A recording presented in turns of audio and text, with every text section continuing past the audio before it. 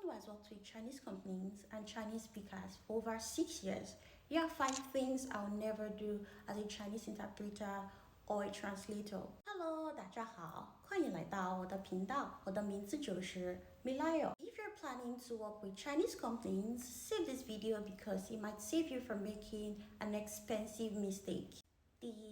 I'll never let desperation stop me from stating my conditions. Before taking any job, make your expectations clear. What's the salary? Will accommodation be provided? What are the working hours? What exactly are my responsibilities? Especially if you're new to the industry, don't be afraid to ask questions. A job offer is not a favor, it's an agreement between two parties. The worst thing you can do is accept a job first and start asking questions later. Dear girl, I would always state my price. This one is very important. If you're taking a job, make sure the pay covers your skills, feeding, transportation, accommodation if not provided, and all those miscellaneous expenses nobody talks about. Because once you take that job, your employer expects results. Whether the job is stressful or easy, they expect you to deliver. And there is something many people don't realize. Someone doing less work than you might be earning more than you simply because they negotiated better. So, don't be afraid to give your rates. And remember this, your job should never take more from you than it's giving back to you.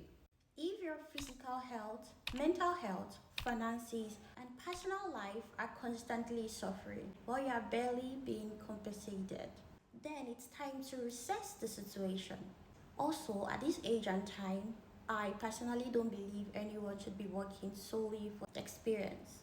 Experience is valuable, but experience doesn't pay transportation, rent, feeding, or bills. If you are bringing value to a company, you deserve to be compensated fairly for it. Have you ever worked somewhere that demanded everything from you but barely gave you very little in return? Tell me about it in the comments. Tisanga, I'll never expect my boss to read my mind. If something isn't right, speak up, talk. The least your boss would do is fire you. If you're suddenly assigned duties that were never mentioned during your interview, communicate it professionally. Misunderstanding grows when communication is absent. And this also goes for your co-workers as well. Your boss cannot fix a problem they don't know exists. I don't answer every question just